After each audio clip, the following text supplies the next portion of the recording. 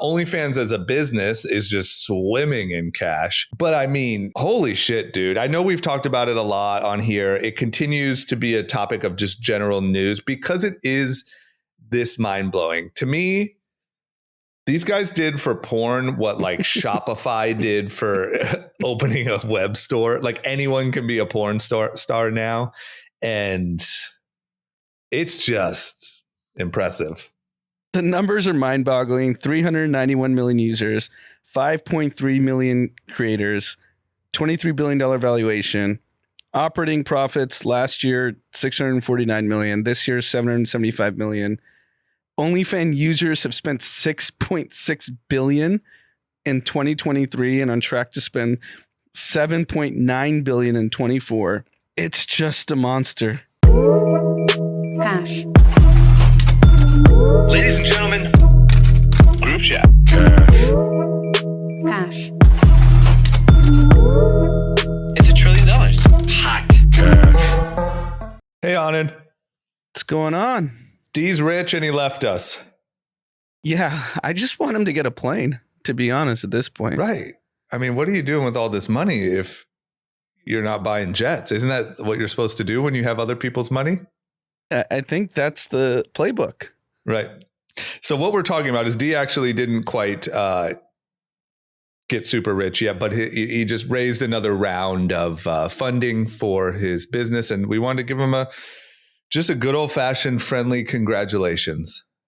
Yeah. So Term Sheet, which is effectively Fortune, I guess they gave them the scoop. I don't talk to them how they decided who they wanted to give the scoop to. Yep. So Fortune wrote a piece in their daily newsletter, which is called Term Sheet, and obviously posted on their website talking about, they raised $40 million from L. Catterton, which is one of the premier consumer-facing private equity funds in the world. Yep. They're also owned by LVMH. I don't know what the split is between the partners and LVMH. Right. So it's a very prestigious fund, and, D needs to get a plane. That's all I'm going to say. now he doesn't have time to be on group chat because he has people to answer to that freaking just gave him $40 million. So he's out today. So you got me and on. Yeah, no, I mean, congratulations to D. I know how hard he's been working the last, obviously 20 years, but specifically on Ghost for the last 3 years. Right. And the pace of getting investors excited about the company is honestly, like, I've been investing since 2008.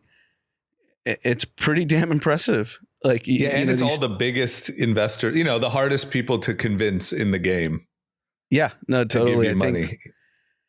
I think, he's set up to build a massive company, and we're all rooting for him.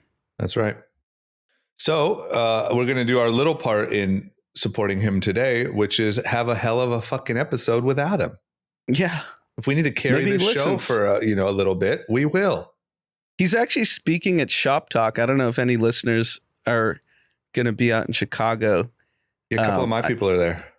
I know Anjali's there. I got messaged by one of Amanda's best friends. Anjali says hi to me and Amanda. Yep. So I think D speaks tomorrow on Thursday. So if any group chat listeners are at Shop Talk, go up and harass him and get some money from him. Yeah. Ask him about a plane. I love it. Yep. Congrats, D. Big win for the group chat, group chat fam. And what about you? Where did you just go? I was in SF for some meetings yesterday, and it's the dichotomy of what happens in San Francisco. It's similar to like when they talked about President Xi. So the last time I went to SF, I think it was the Dreamforce conference. Yep. And which is Salesforce's big, massive conference. And there was a big AI conference that Jensen was speaking at. That's when I ran into Menta and Risa randomly. Right. And the city was clean and this. And I was like, wow, SF's changed. I was like, this is pretty impressive. Yeah. And then I went yesterday. There's no conference. Right. And I went for a few meetings, and the place was Zombieland. Right. Like it was 12 p.m. and I was walking around with the person I was meeting with, and it really felt unsafe. Right. In downtown, where were you at? What area? Yeah, downtown, like proper SF. Can you explain to me, because I haven't been there in Zombieland, like what compared to LA? Because, you know, there's parts of LA that feel a little scary. Like, is it just more homeless, feels a little more druggy? Like, what's going on? I think a lot of it is drug addicts. Mm-hmm. You smell weed everywhere in the city, which wasn't unique to now, but people talking to themselves, walking down the street. Right. And, you know, I'm not like a scaredy cat, but you just don't know when people are in these states what they're going to do. What if they just come up and fucking stab your ass? Right. I do got to say, too, there's a difference between, which is funny that I'm even having to analyze this, but like there's a difference between, and also apologies if I sound cold. I don't mean to be insensitive. There's a difference between the homeless people that are like in tents or sleeping and the people that are walking around like mumbling and like feel kind of energized. Like I've been walking down the street before, and if one of those people is close, you're right. Like you don't know, they seem like they could just turn and stab you. Whereas like, you know, the homeless people that are sleeping or in their tents or kind of in their own little areas don't seem as threatening. But those like kind of zombified, drug fueled, it was pretty wild. Active, there's pockets, like, don't get me wrong, there's pockets of San Francisco, which is where my friends live, that are very safe. Right. But if you go to the heart of the city, man, I had this like kind of veil that SF was changed when I went during the Dreamforce conference. Right. But how did they clean it up there? I don't get that. Well, the question is like, is it really that easy? Right. That's the question. It begs the question. Right. It's that easy to do that you can literally turn it on and off, like cleaning up your house if you're having a get together. Like you clean it up and you're like, wow, Anand's house. He's such a neat, nice, clean guy. And then you could go over to your house when no one's been there for a month and there's stuff everywhere and toys and whatever. Like it's that easy to clean up an entire city. And why do we choose to just not do it? I honestly don't know. And I'd been hearing SF has cleaned up, and, you know, maybe it's cleaned up from the benchmark they had 3 years ago. Right. But let me tell you, when I was walking around 12 p.m., wasn't at night. Right. I didn't feel like comfortable, to be honest. Just imagine if you're just a regular person that like was planning like a vacation there. You know, like vacationing to San Francisco would make a lot of sense. Like, you know, it's a beautiful city. Pre-COVID, let's say. It's on the water. You got the Golden Gate Bridge. You have the ferry building. Right. You have all these like landmarks. Imagine you're there with your wife and kids and you live in Nebraska and you just wanted to take a trip and like, oh, it'd be wild. Yeah. Like if you have to go there for work, there's pockets you can stay in. You're there to work. Not a big deal. You're not walking around the city trying to like shop and go see the Golden Gate Bridge. Like if you were taking that type of trip, it would be miserable. And the parts I was walking by, so like there's a Four Seasons, right? There's a St. Regis. You know, these are some of the biggest brand names in the world of luxury. Right. And it was chaos. I just do not. I would love for someone to explain to me, because I would also love for it not to just be pure, complete lack of care. Because also these are all Democrat cities. The Democrats are supposed to be the ones with all the compassion. So how is it that you can clean it up for a weekend? And there's all these people that are taking hundreds of millions of dollars for charities to help with the homeless and to help with, you know, whatever. Like, how is that possible? I don't understand. Is there something? I don't know. Whatever. I guess everyone wants to know this question, but yeah, I think the question is like, how do you clean it up for Dreamforce and Jensen from NVIDIA? Right. But then you let the citizens live in fear the rest of the year. And why we have this weird like. So we have two examples. Right. Like we'll do things for other countries that we won't do for our own everyday people. It's so strange. Well, that's good. I'm glad to hear that. And not that I'm glad that San Francisco's a mess, but I'm glad to hear that your boots on the ground reporting matches what we've been hearing, because, sometimes that's not the case. And when you went there last time and you're like, hey, it's really not that bad. It's pretty nice. It's like, oh, maybe there's a lot of like media, spin happening, but I'm glad everything checked out. Yeah, unfortunately it did. Okay. Well, be safe, San Francisco friends. You want to run through some news? Let's do it. Okay, the Sphere, which is in Vegas, which has gotten a lot of positive feedback. They obviously do concerts there. They've done a UFC event there now. Pretty much everyone that I know. It's funny, when I was at your birthday party at your house and we were watching the UFC in the Sphere on TV, there was a lot of your friends that had been to the Sphere in the room, and they all had the same reaction that I feel like I always hear, which is like, it's so incredible.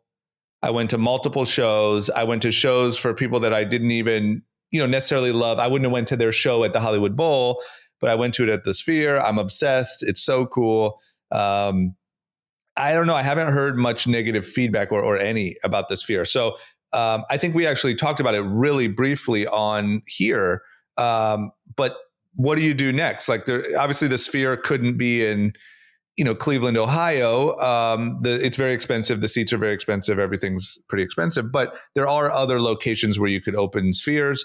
It looks like they're doing exactly that in the location that you would, imagine is the perfect. Actually, probably I'm surprised it wasn't first. Abu Dhabi is opening a Sphere. Yeah. So the Sphere, as far as I know, they've had the Fish, which has a cult following, Eagles, which I think Grateful is currently going on, Grateful Dead, UFC fight, like you said. Yep. And everyone, consensus, like you said, from people that were at my birthday party, like they all say the experience is phenomenal. Right. I saw someone on Instagram, Kelly James, shout out to him. Yes. He posted from his room, and they made the Sphere like a pumpkin, and it was like opening and shutting. That's sick. And he just posted it. And Abu Dhabi seems like the right place to go next. Right. So they have F1 coming in November. Abu Dhabi also has Coldplay 5 nights in January.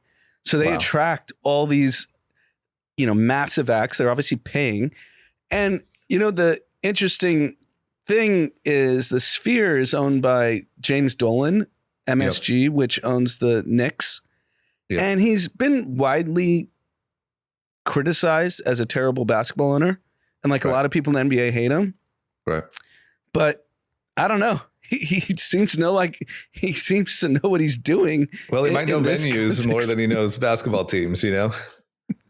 And I'm assuming Abu Dhabi is paying for everything. Right. Like this is now like a cultural impact sort of thing where they're going to attract tourists. They're going to attract people from all over Asia to come to different concerts. Yep. I'm assuming Dana White's going to do a UFC fight there. He's already done Abu Dhabi a bunch. Yeah. And maybe this is Conor McGregor's return. That would be sick if they opened it. Yeah. Yeah, I would imagine that if you're Abu Dhabi, because you're right, they do a lot of fights. Also I don't know, obviously, the economics, but the Sphere event in Vegas was sponsored by Riyadh. And for the UFC.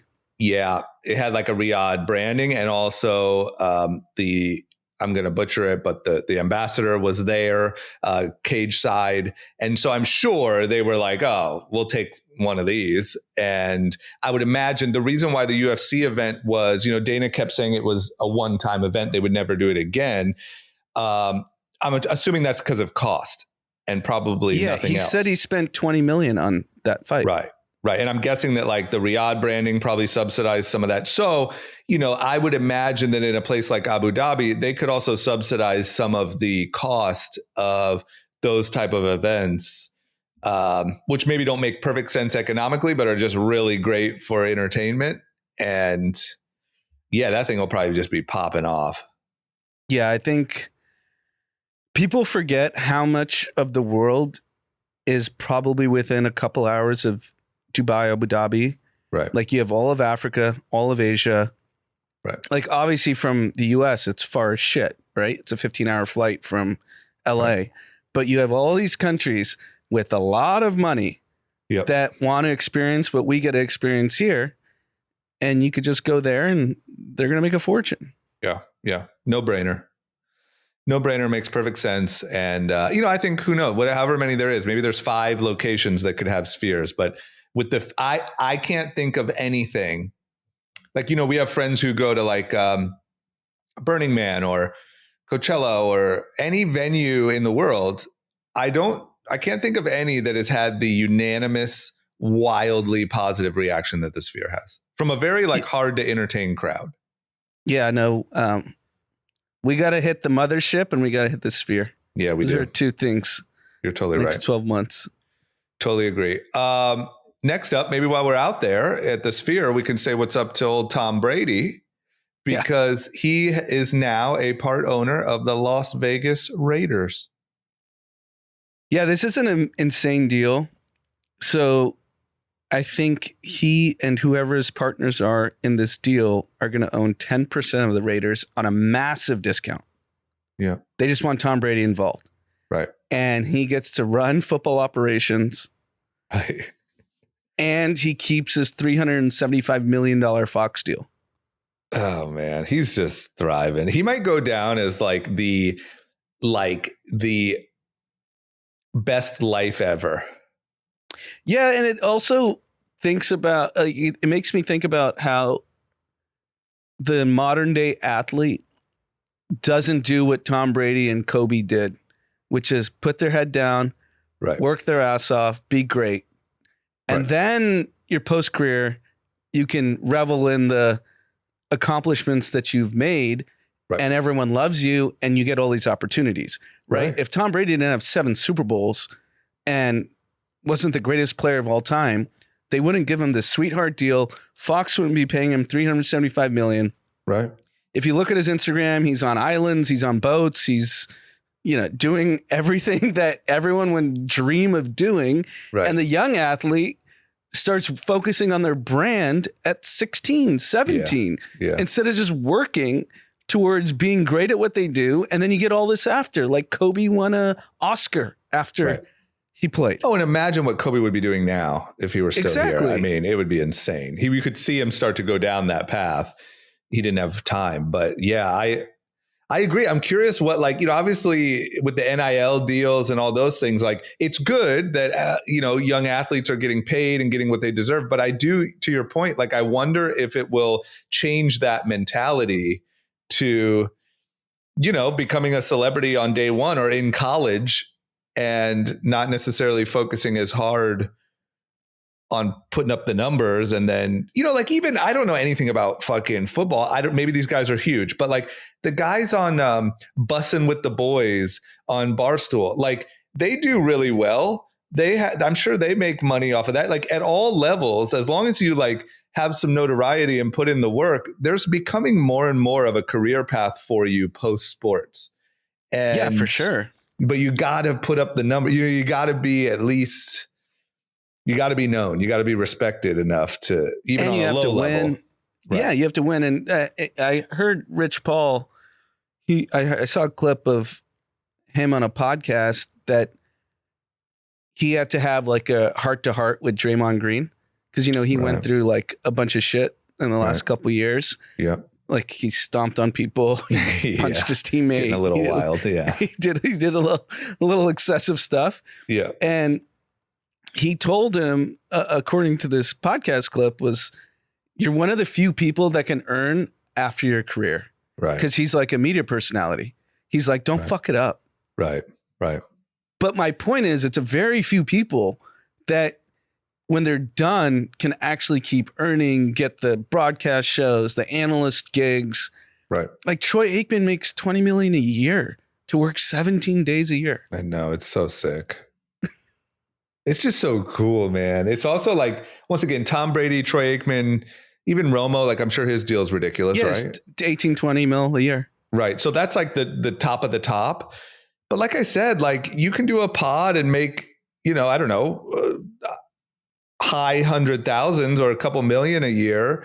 And I think that stuff is only going to grow like that, with all this like fracturing of media and podcasts, even the deal that what's his name and his brother, Taylor Swift's husband.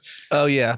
Kelsey. Like there's more and more of that happening. And I just feel like, I don't know, like the old world used to be, it was actually kind of like a big thing. Is like, what do athletes do after sports? Like it seemed like a lot of them ran out of money or had an identity crisis or didn't know what to do. And I think there's going to be more and more opportunity like this if you play well during your time, Yeah, you have to play well. Like Kelsey, right. I mean, granted, his girlfriend is the most famous person on the planet, but but she also wouldn't be dating him if he wasn't playing well.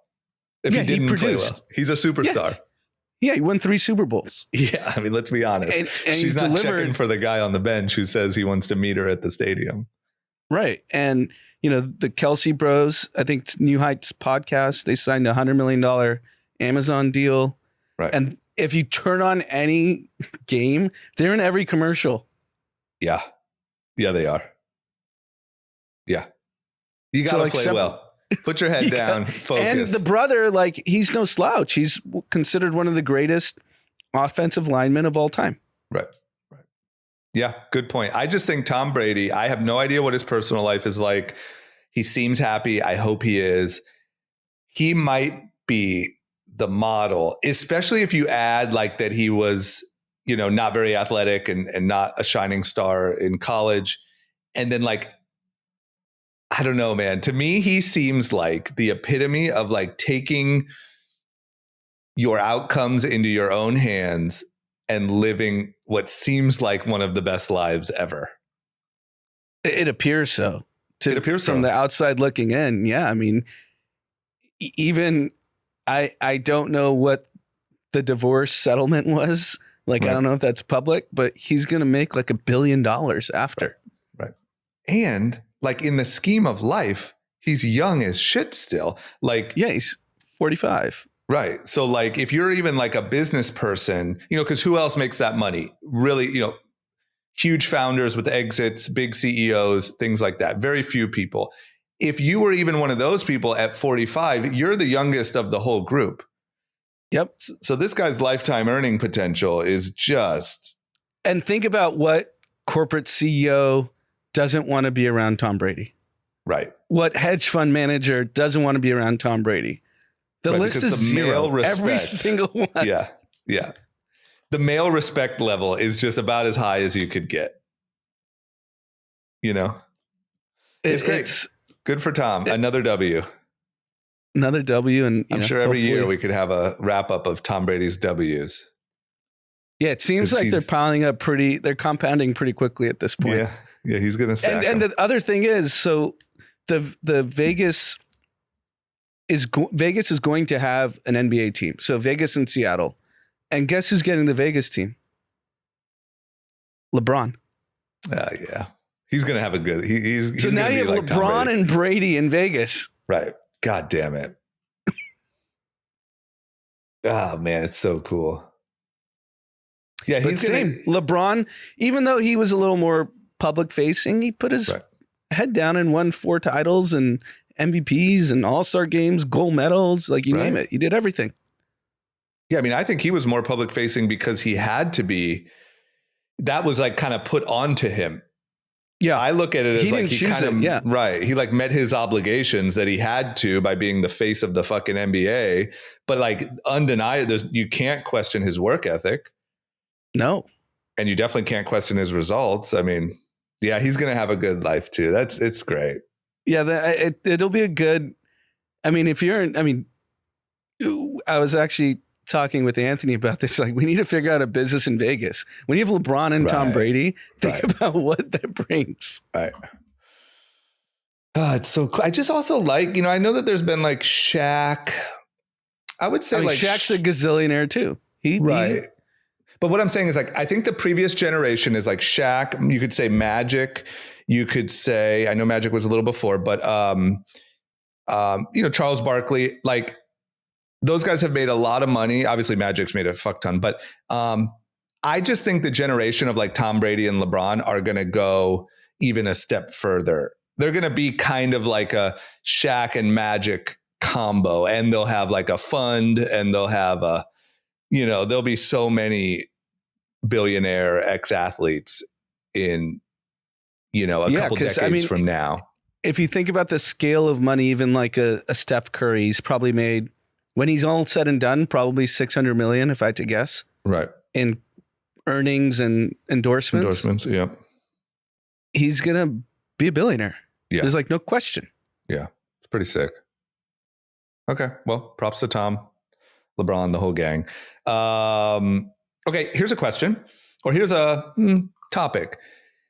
There's a lot of questions about the economy. So people keep saying the economy. There is you've brought this up a couple of times on, and I don't know how you feel about it today. It's kind of like San Francisco. It depends on when you check. The economy, you've said before, stronger than ever. Record highs, things like that. That is true. I think the S&P just hit another record high. At the same time, especially in all these political conversations, there's a lot of conversations about the economy being horrible. Those people are more talking about inflation and things like that. So the word economy and jobs and things, the word economy can be it's pretty big that I think people can sort of look at in different ways. And so there's a lot of arguments about it. And also, with all this interest rate stuff, are we going to have a hard landing? Are we going to have a soft landing? Are we going to have a recession? Are we already in a recession? Anyway, the point is, I think it's Wall Street Journal, right? Did this thing with 66 economists, what they say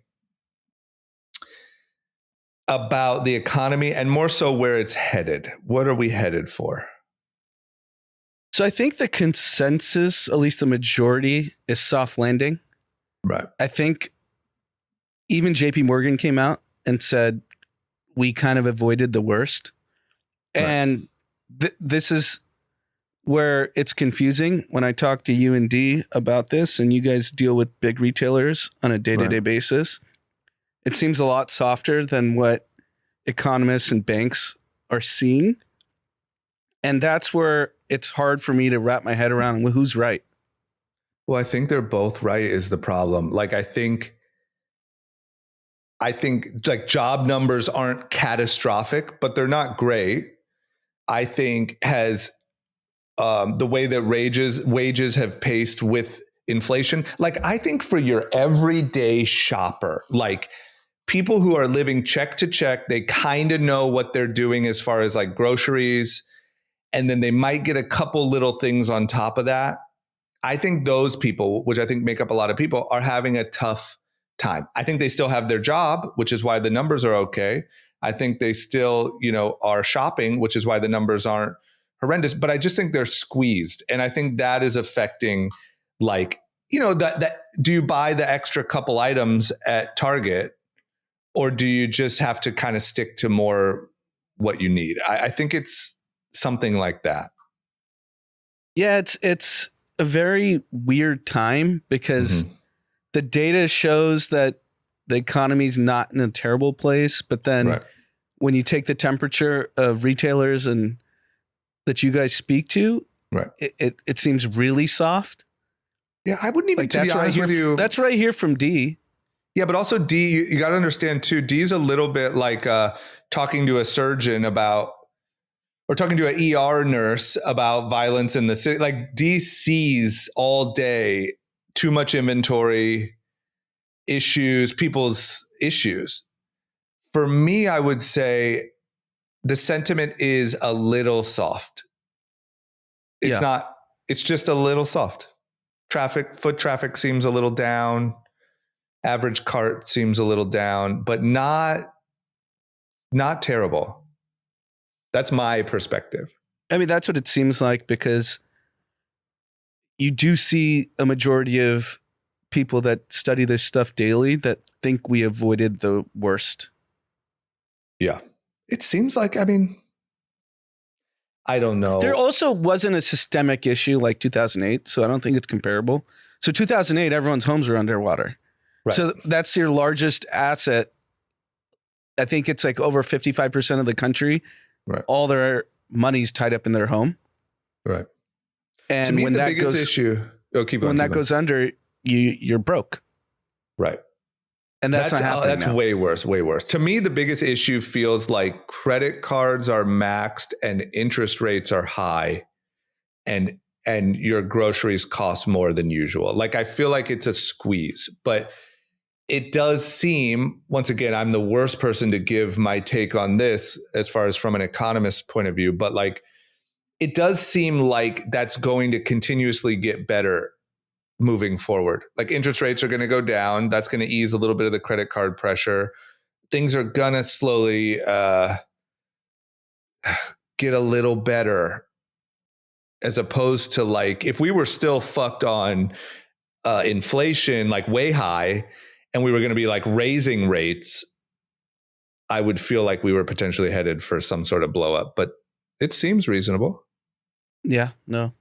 It's just that damn credit card. I mean, yeah, the problem with we've talked about this a million times. The credit card debt keeps going up, but people are still employed. So just doing the minimum payment, the $200 or $150 a month you have to pay just to keep the faucet going. Right. But that's what I'm saying is like, you're maxed on, like, you're not taking that trip. You're not buying. Like, I'm really curious what people will do for shopping for this year for the holidays.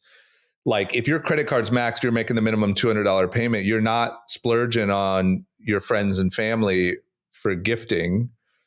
Mm-hmm. I feel like people still do it. I know. I don't know where it comes from. Like, if your credit card is maxed, then you just open another credit card? Probably. Right. Okay, well, we'll see. We're going to learn a lot in the holiday. I think this holiday will tell us a lot. Yeah, we're on the heels of it. You know, we have Thanksgiving, Christmas. And it's actually, I don't know if it's just an age thing and like all my friends have kids. No one's planning big trips for the winter. Right. And that used to be a thing for all of us. And I think it's just time consumption. Right. So that's I'm a good curious. Question. Yeah, we're going to learn also, to your point, like how much people travel to see family. You know, if things are tough, people don't travel as much to visit their family. So I think we're going to get a lot of reads this holiday. Yeah, it'll be fascinating for sure. Okay, you want to know who's not having any trouble, is not maxing out their credit card, and really is probably just more so having trouble getting out from under the mountain of cash that's on top of them, is OnlyFans. I would even say creators, the top ones especially. OnlyFans as a business is just swimming in cash. But I mean, holy shit, dude. I know we've talked about it a lot on here. It continues to be a topic of just general news because it is this mind-blowing. To me, these guys did for porn what like Shopify did for opening a web store. Like, anyone can be a porn star now. And it's just impressive. The numbers are mind-boggling. 391 million users, 5.3 million creators, $23 billion valuation. Operating profits last year, 649 million. This year, 775 million. OnlyFans users have spent 6.6 billion in 2023 and on track to spend 7.9 billion in 24. It's just a monster. It's just a fucking monster. You know what? It blows my mind too. Like, if you would have asked me in 2022, I might have said it's going to go down or struggle post-pandemic. It did not. And 98% of the content is adult content. So porn. It also makes me wonder when you hear the statistics about like dating app usage going way down. Like, is everyone, I mean, maybe more people are meeting in person, and that would be great and very optimistic. But it also seems like maybe more and more people are just removing themselves from the dating pool and fucking putting their credit card on OnlyFans. And it's 100% owned by a single guy. It is so crazy. So he's just dividending himself out billions of dollars over the last 4 years in a tax favored state. Wonder how that guy lives. Speaking of, you know, Tom Brady and LeBron, I bet that guy either has I can't guess. And what you know, his he life bought is it like. off the British guys. Right. So the British guys didn't see this upside. I would love to see a review or like what's that show we love? Business. Oh, business breakdowns of OnlyFans. Give me a business breakdowns because He other probably people doesn't tried. want to. He probably doesn't want to. Right. When you're making billions a year, Right. But Why other would you people have want to share tried. the Like, secret? it's not like he invented the concept. He bought it, like you said, from people who were trying almost the same concept. Like, I know we've talked about this before too, but I would love to see like what happened. like what the edge was, because porn's not new. Porn's like the oldest business in the history of the world, Right. and especially in the internet age. And people tried the concept. People tried the exact concept, like make a page, post your tits, charge money. Something changed a little bit, even if it was just cultural, even if it was timing of COVID and people being strapped for cash. I don't know, but I would love to see a thorough take of what happened here. And think about how much the creators are making. I'm so sick of seeing fucking like Bad Baby made $50 million this year. It's so crazy. There's so many. There's people now on TikTok that are like, it's like a girl doing a podcast with a group, and she shows and I don't even know who the girl is. And she shows them her revenue, and it's like, I don't know, it'll be like 500 grand or like 300 grand a month. And obviously the person's big in that world or whatever, but I don't know who it is. Like, there's people who are just big on social media who are making a few $1,000,000 a year taking pics of their buttholes. Yeah. I mean, I saw some clip of Aiden Ross and Sky Bree. Is she an OnlyFans girl? Yeah. She must make a lot of money because she's on, like, she was signed to Adam 22. Adam 22 like signs OnlyFans girls, and then he has a podcast with his wife where they interview porn stars and then have sex with them. And him and the wife. Yeah. And so they'll sign girls and blow up their OnlyFans, put them on their shit, whatever. So I think Sky Bree was signed to him. I don't know if she still is, but she's huge. I mean, when it comes to like social media personalities, she's very big. So I can only imagine.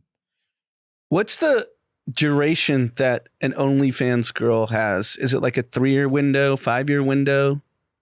Well, I just think it depends. I think there's probably a Taylor Swift of OnlyFans out there who will be, showing her feet till she's fucking 50. I don't know. I mean, we always thought there were other niches that work on OnlyFans, but 98% being adult content proves that it literally isn't anything else.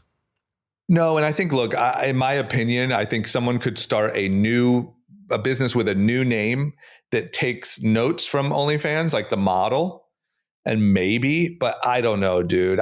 With everything being on social media, the problem is nudity is the one thing you can't put on social media. And so, like, if I'm an artist who has an OnlyFans, I'm giving you behind the scenes access, like someone else is just going to give that for free on their social media just to build up their fan base and charge more for their tour. So like, it's so hard to like, what are you going to offer? Unless Travis Scott's fucking taking his pants off, no one gives a shit.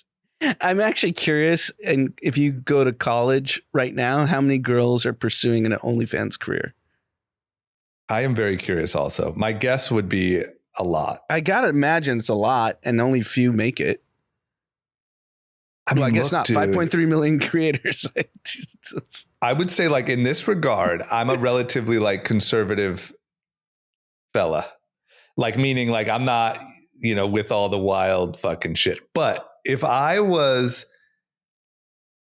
a hot girl, it would be so hard not to consider it.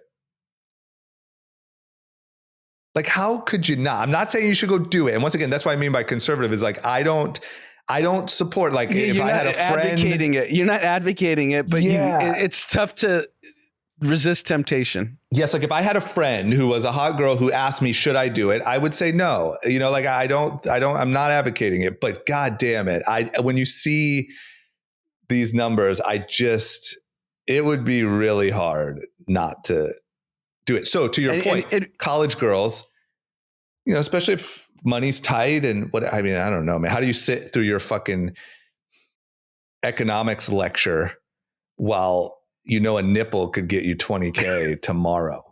And the reason I bring it up is every start of college, it's like a TikTok viral sensation of all the girls doing the sorority things. Right. Those dances. Fleet Week or whatever it's called. Sweep, whatever it's called. Yeah. Yeah. Like, how many of those girls are like, why am I just doing this for free? Yeah. Why don't I just or like, wow, my TikTok just blew up. I now have 100,000 followers from my, what's that shit called? Now it's going to bother me. Josh, do you know what's it called when Rush Week? Rush Week, yes. Yeah. So now I have 100,000 followers because I'm hot and I did a dance with my group. If I just rolled this right into a link, I just did the same dance without clothes on. Yes, I make $2 million a year now. And before I was fucking sitting through some dumbass major that I don't even care about. It's like the model. Geez. The problem is like everyone has a perfect business model because you have organic social media, which you can blow up on, and then you can roll it into your OnlyFans. It's perfect. Yeah, I don't know how. I mean, props to all the hot girls out there sitting through class, holding strong. You have to get their $35,000 marketing job. Yeah, dude. It's crazy. Okay, well, I'm sure there'll be plenty more stories on this because they're not stopping anytime soon, and it's continuing to grow. This is a good one. U.S. households now hold 48% of their assets in equities.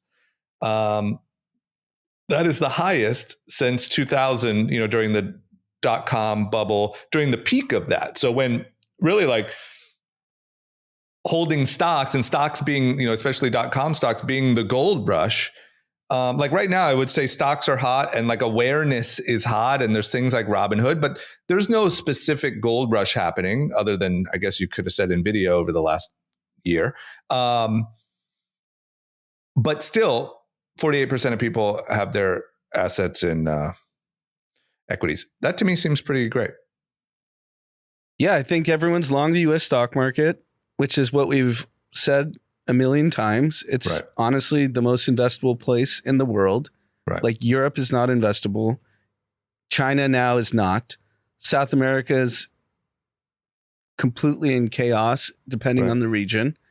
Inflation's rampant there. Like real inflation, not like the 2.9 that we have. It's like 50, 60% inflation in some of these countries.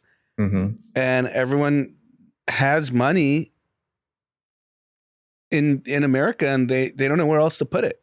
Yeah. Just buy the S&P. That's what I'm saying. The S&P year to date is 23%. I know.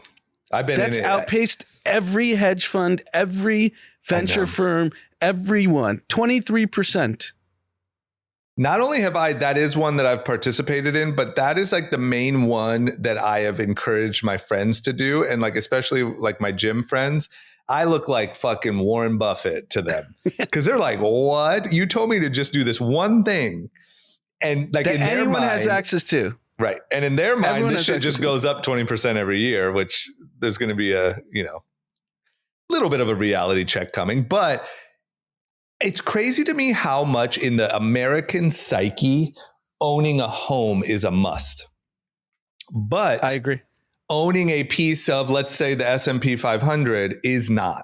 I mean, maybe it is now that 48% of people have their assets in equities, but it's just not as ingrained in the culture. And for me personally, I'm a bigger fan of the S&P over real estate. That's just my personal opinion. It's not necessarily everyone to each their own a little bit on that. But like, I don't know. Isn't that funny how like owning a home is a must when it comes to financial literacy in America? But like not a lot of people talk about the stock market like that. No, I totally agree. And it's, if you're an hedge fund manager, I sent you that Bridgewater versus the S&P the last 10 years. Yeah, it's rough. And Ray Dalio is considered the smartest investor of all time. He's underperformed the S&P every single year. Like wildly. And his whole thing, their mission was, we're going to be uncorrelated to the S&P. So when the S&P is down, Right. we buy bonds, we buy these different asset classes. Foreign And even when the currencies, all S&P is sorts. down, they're down worse. Yeah. And when the Yeah, S&P is didn't up, check out. Didn't check out, but he's got a hot Instagram page and a dope book. yeah, it's just something to think about. I don't want to like dunk on people. I don't mind Bridgewater dunking on. There's Sure. another fund, one of the biggest venture capital funds of the last 15 years. Tiger Global. And I can't confirm nor deny that name. Okay. I have a friend who's a small LP in the fund, so he Yep. gets to see all the returns. Yep. He said if you invest in the first fund and all the funds, you just kept rolling it over Yeah. to today, Right. you'd be underwater. Like Under you lost money. Bridgewater. Under Bridgewater. Right. That's okay. The thing that I just And want then to the fund managers are worth billions. Right. That's what's crazy. It's just a wealth transfer. Right. That is the one thing to our listeners that I'm annoyingly passionate about this is the way that the best fund managers in the world gauge their success is can they beat the market? And for you, for me, for everyday people, the market is really easy to invest in. And most of the best fund managers in the world can't beat it over a long period of time. Maybe 1 year. 99%. Right. Yeah, 99%. And that's a fact that to be honest with you, because I've had this conversation with a lot of people. I think people think that there's like a trick to that. Like, yeah, but then what? Like, it can't be that easy. It really is that easy. Like anytime they judge a fund, it's how they perform against the market. And the market means one of these index funds that you can buy, you can participate in. It's very easy. And you will beat 99% of these, guys in suits in big, tall buildings in New York. And it's mind blowing that that's the way it works. It sounds almost too good to be true, but that is the way it works. Yeah, the triple Q NASDAQ index, I think 45% this year. Right. What fund returned 45% this year? It's so crazy. And anyone could access this. This is not like a secret. There's no like secret sauce here. There's none. I'm telling you, I've seen the conversation. It's really funny to like talk to people about it. Cause this happens to you too, but people come up to me because of the pod and stuff like that. And like, I'm telling you, I know 3 people who I've said this to 10 times, but still have not invested their money in any of this because it just sounds like a trick. Right. And they're like, nah, I'm good. You just look at 50 years of data. Right. It's not a trick. But that's what, like, to me, the same way that now you could go to any of those people and say, hey, is it better to own or rent your home? They would all say own, even though that's very debatable. But it's not the same non-negotiable that you need to have your money in the American stock market. And it's crazy.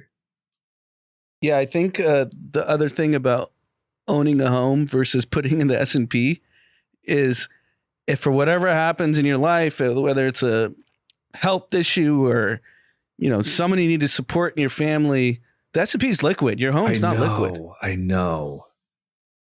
And not only that, but like I get the emotional attachment. We've talked about this on the pod of like, yeah, but I own a home. Like it's where I live. I love it. I remodeled it. whatever. Yeah, true. But the downside to your point is if something bad happens, you lose your home. You lose you can't sell a third of your home to get through the tough time and then gain it back. With your stocks, you can do that and you have the money tomorrow and nobody knows and you didn't have to sell your house. And I don't know. I'm just. Yeah. Just if someone passes in your family and you need to fund a funeral, it's $25,000. Right. We had to do this with our dad. Fortunately, my mom and my dad were able to do well enough where it wasn't an issue, but coming up with $25,000 in a week's notice. Right. How are you going to do that? You're not doing that with your home. No. So, look, maybe we're preaching to the choir because the whole point of this topic is 48% of people or 48% of people's assets are in equity. So it's going in the right direction. But in my opinion, that should be even higher. And it's really great. It's also, here's my last point. It's also why there's a little confusion on when we say, is the economy doing good or bad? If you were in the S&P 500 this year, the economy for you did really, really, really well. If you weren't, and you were, living check to check and buying groceries, the economy was really, really, really tough. And, it is a little bit of the rich get richer and the poor get poorer, but also in some of these instances, you can play the game that the rich people are playing. And you're not going to make $10 million overnight, but you can definitely find yourself in a better financial position if you play. I mean, a little bit of that game is open to everybody. Now, if you want to stock pick and you want to trade options, you might as well light your money on fire. But man. And here's the biggest, this is investment advice. So, we always say this isn't investment advice. This is investment advice. Nice. The thing with something like the S&P is the first thing you learn in finance is the beauty of compounding your money. Right. So while 22% on like 10 grand, you're like, oh, I made 2 grand. Who cares? Right. But now you have 12 grand and you compound that another 20%, another 15%. That 10 grand is going to be 100 grand over time. And if you want to do the funnest thing ever, listeners, just type in Google compound interest calculator, and you can literally pick a starting amount, contribution per year if you want, or none, and then number of years. And every time the graph is a hockey stick. It just depends on what you start with and how long you go. But yes, it is one of there's a bunch of really good Warren Buffett quotes. I don't know any off the top of my head, but about compound interest. Yeah, it's like it's not. What is it? Not time in market, or what not is timing, it? Not timing the market. Not timing the market. It's time in the market. Right. That's like the sage advice of the greatest investor of all time. Right. Okay. Well, that's an optimistic story. On that note, I like this positivity. On that positive note, let's wrap it up with some winners, losers, and content. Who is your winner for the last week, Anand? In terms of positivity, Bitcoin holders. So 94% of people that own Bitcoin are plus money. Yes. That makes perfect sense. It's a great, yes. I'm with you. I'm one of those people. Things are good. We were going to, I actually want to touch on the Mark Andreessen topic. Yeah, we'll tie it into that. So in the context of crypto, there's AI agents. So I'm trying to simplify this because it gets a little complicated. Mm-hmm. There's AI agents that are memifying new crypto coins. Okay. And Mark Andreessen found one of the AI agents on Twitter. So it's an AI. It's not a human. Okay. And he asked, I would be willing to put $50,000 into your, meme coin. Right. And what are your terms? The AI agent responded. And he said, great. What's the Bitcoin address? Obviously, he's a billionaire, so he could fuck around with 50K. Right. And they basically are like spamming the internet, these AI agents, to create hype around meme coins. Right. And they go from like $0 to $200 million in market cap overnight. Right. We're fucked, dude. Between fucking the dude in our Discord with the bet picks and this type of shit. He won again Monday night. Bro. You could just put everything into chaos. There are so many areas that are susceptible to chaos with AI. It's funny because Mustafa, who runs the AI for Microsoft, he's the guy that sold DeepMind to Google. Mm-hmm. He was in a public interview that he thought this meme AI coin circuit would happen in a couple years. Right. But it happened like right now. God damn it. There's some like black swan blow up events coming. Like think about what happened with GameStop. Like that was fucking nuts. Like in the grand scheme of like the financial world and the world, but really the financial world, like that fucked up a lot of stuff. That was the canary in the coal mine. Now that you have AI, yes. Think about what you could have done to GameStop. Instead of having like 1 million people buying it, you could have had 100 million people buying it. Right. And you could have generated, the reason why GameStop worked is because of social media momentum. Yes, it was obviously sort of Reddit. To be honest, it was Reddit. And yes, it was led by Roaring Kitty, but Roaring Kitty was nothing without the audience and all the engagement and all the whatever. If you had an AI essentially be Roaring Kitty and have bots and people start to get on board, and like you could really wreak some havoc. There's definitely some big moments coming. Mark Andreessen fucked around with this. Yeah. Like one of the greatest technologists in the history of the world was like, fuck it, I'll get 50 grand to this AI bot and see what happens. I mean, I would imagine once again, like with all this shit going on, it's the Wild West in AI. And then with the things like the GameStop stuff, if you're Mark Andreessen, the smartest thing you can do is like stay close to the action. Yep. You know, that's what he did for 50K and a little fun evening. Fuck it. Yeah. Okay, that's good. I want to also stay very positive on my winner is SpaceX. I just really, that video of the, even like, I guess as an entrepreneur, but you know, I think just as a human being, like the video of the rocket being caught by the chopsticks was cool. And don't get me wrong, I have no fucking idea why they did that. I don't know why it didn't just land on legs like the other ones. I have no idea what it means for space travel. But what it does show to me is like what a team of people can accomplish, what people are capable of, what groups of people are capable of. And like, you know, some of the videos has like the SpaceX people just roaring with excitement. When that thing fucking caught, you know, and it's just so cool. I know there's so much negativity and like fear and World War III and nuclear whatever and election and whatever. Like that shit just felt like some real America achievement stuff. So that's my winner. No, it's great. I think what they accomplished was pretty insane.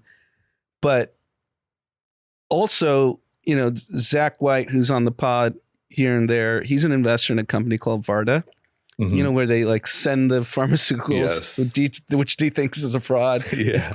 I mean, it sounds like a fraud. I'm sure it's ripe for making fun of at this point. One of the founders, this guy named Delian, who Zach's close with, tweeted that they're landing in Australia. Why aren't they landing in America? Right.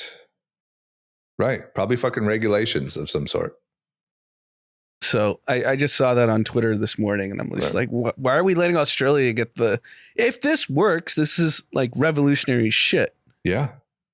It's probably some sort of regulation. I don't know. We'll ask Zach, but we need to bring it home. Slap them with some tariffs. Give them some Trump tariffs. They'll come back real soon. Who's your loser? Do you have a loser this week? Yeah, loser. Wine drinkers. Ooh.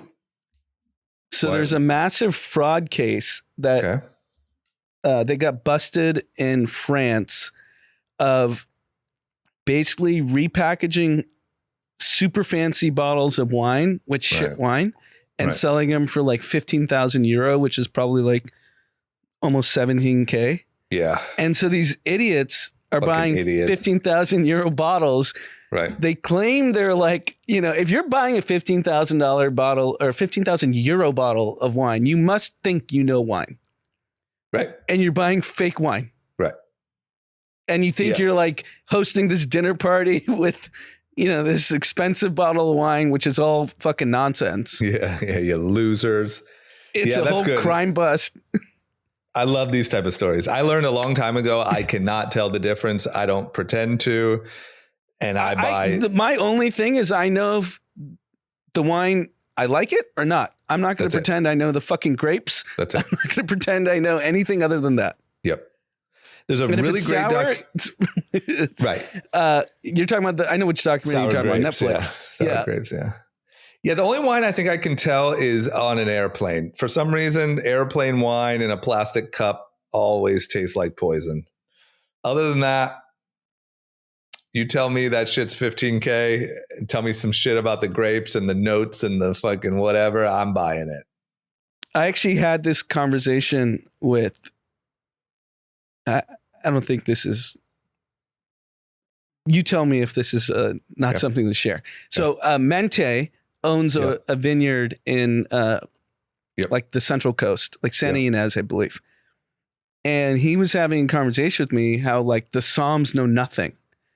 Right. And he studied like wine pretty detailed, Right. and has been like pretty in deep in the weeds of Right. how wine's made. Right. And he goes, you go to a restaurant, the som knows nothing. Right. I believe that. That doesn't seem, it seems like a scam.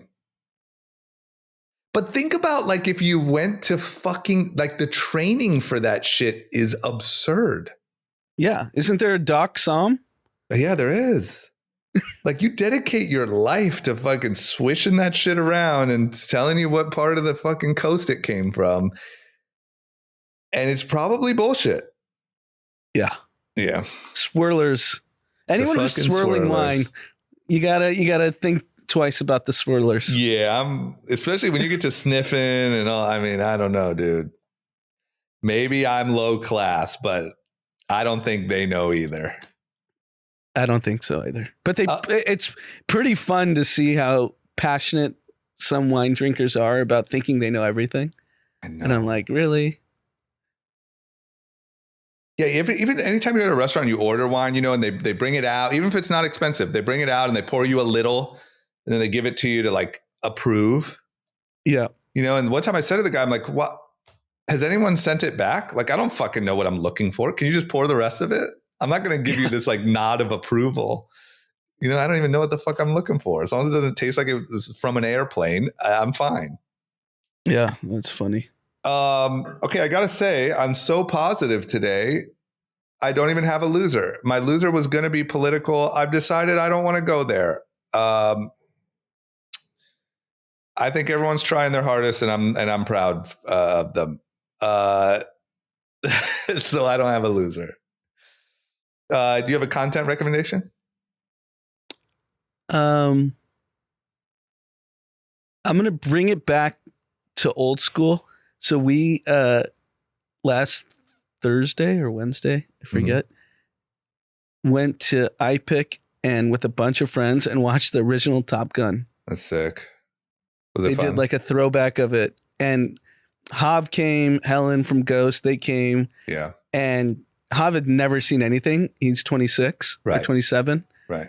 And he was like, holy shit, this is like the greatest movie. It's from 86. That's crazy. And I can't believe Tom Cruise was 24 years old back then. That's crazy. And if you watch it, it's insane. And they had all these like bar tricks to get girls, and Hav is like studying it now to try to like get on a mic and sing to a girl and try to like land them. Like, I don't know. It's a great movie. I know it's super old school. Most people probably weren't even born in 86. I think you're Republican. I know you talk a lot of shit. I think your passion for Top Gun seems very right wing to me.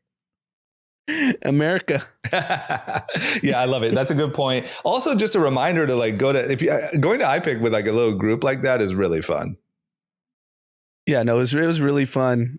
And throwback to my birthday, they're doing A Few Good Men, October 23rd. So That's we bought sick. tickets to that. I like that they're doing that. Well, That's there's no dope. new movies. I Joker know. bombed. Joker I know. bombed in like an epic Joker was proportions. How did you ruin Joker is such a good movie, man. And for the record, I just want to say that here's my loser, Lady Gaga. Keep her out of movies, dude. No one wants to see her. I think it was like a musical. That was the problem. Get the fuck out of here. It's supposed to be this dark, like that last one when it came out, and it was kind of at the beginning of like feeling like this like social unrest. And then, the movie is kind of about that. And like it was dark and weird and cool. And then you fucking put Lady Gaga in it. Fuck off, Hollywood. Anyway, they're getting what they deserve. That thing is tanking. Yeah. They lost a ton of money on that one. Okay, there's my negativity. See, I do have a loser. My content, I know I brought it up. My content, only because I've now finished it, is that show Starting 5 on Netflix. It's great. Yeah. The thing that I think I'm love 3 about it, episodes in. yeah, the thing I love about it that I didn't realize when I said it last time is they, like throughout the season of the show, they're tracking obviously all of these teams throughout the NBA season. And, the Celtics won that year. And So you see, like, you see the personal lives of the different people. You see when LeBron loses to the Nuggets. You see when Tatum is wondering if he can win and then win. Like it's really sick how it concludes after the end of the season. Like you could easily do one of those every season and it would be incredible. So really good. Yeah, no, it's a winning formula. I think they're doing it with a bunch of other sports too. Yeah. Obviously they did the NFL stuff. I love it. They've done tennis. It's a good theme. Yeah, I love it. I love it for all, because there's so many sports I don't, know a lot about. I'd love to see a UFC one or a boxing one or something, but there's so many sports I don't know about much, but that really gets me into it. I need the storyline. Yeah, I mean, even though I don't follow the UFC like you do, I do listen to the Rogan UFC interviews because it's something I don't know. Like Israel Adesanya was on the other week. Right. It's great. That's it's what I'm something saying. I have no expertise on. Right. And I'm like, okay, let me learn. And now the next time he fights, you're going to be like, oh, my boy Izzy. Like it's just, you need that to like really buy into it. Okay, let's wrap it. Let's get to some of our favorite our highlighted YouTube comments. Once again, YouTube group chat news is us on YouTube if you want to see our beautiful faces and also talk shit, or you don't have to only talk shit. You can also send beautiful words of congratulations or whatever you're thinking. The first one from Nira, drama gonna fall if he don't tie them laces. We need to work on our shit talking. Listen, if you're going to talk shit, just have good burns. That one's mid-level, but Nir, I hear you. And, I think the episode you're referring to, I was coming fresh off of a day of golfing and I went for comfort. So I appreciate it. Javi Good Day says a few weeks to see if that smart people guessing Kamala winning by a landslide is actually smart. I agree. It sounds like Javi is kind of testing, like we're going to see in a few weeks. Right. We are going to see. It's pretty crazy to me that the election is so close. Yeah, very close. Okay. Patrick D. Armodi says Anand's performance art bit of throwing out egregious takes he knows will get immediately struck down by D and Drama is some of the most daring work in all of podcasting. Zach White is the most valuable fourth chair. Love the pod. Keep up the great work. Thank you, Patrick. So and here's the thing, Patrick. Is that a diss? He's not performing. I think Patrick thinks you're just trying to rile us up. This is how he feels, Patrick. It just so happens that we remain great friends, even though we can have banter about political issues. This isn't a written show. We're just talking. He doesn't want to get teamed up on 2-1 in every fucking episode. He's just trying to talk to his buddies. So that's group chat. And shout out to Zach White. And thank you, Patrick. This was a good overall comment. We have one shout out from RT. Shout out to D in Series C. Congrats on the exciting news. You know what? That's how we'll start it, and that's how we'll end it. Congrats to D. Big moves. Yeah. And yeah, everyone have a great rest of your week and weekend. We'll see you Sunday. And so just to add on Top Gun, my other favorite shows, Pat McAfee. Yeah, I'm a patriot. You're right wing. You should really listen to, what was really good, and for the audience too, is Trump on Andrew Schultz. I've seen the clips. I haven't watched the full thing. It was good. It was just good because like Andrew kept it pretty real. Like, you could tell he didn't clam up too much, and it's getting a lot of press, both good and bad, but it's good. But being that you're closeted right wing, I think you should. What's impressive about that show, the Indian guy, Akash, obviously Andrew Schultz was selling out arenas even before the pod got big. Right. Now this guy's a star. Yeah. That's it, bro. That's the power of, to be honest with you, Andrew Schultz was just Charlemagne the God's friend on their podcast. He was Charlemagne the God's Akash. And to be honest, in early episodes of their podcast, he was pretty unbearable. Like he was weird. He seemed kind of insecure around Charlemagne. Like he was always talking over him, whatever. And he really just found his groove. But his real kickoff was being the second person on Charlemagne the God's podcast. I didn't know that. And then, so now Akash is getting the benefits of being the guy on the guy who can sell at arenas. Yeah. Yeah. It's really great. Good for them. There we go. All right. Everyone have a great rest of your weekend. We'll see you Sunday. Take care of yourselves. Peace.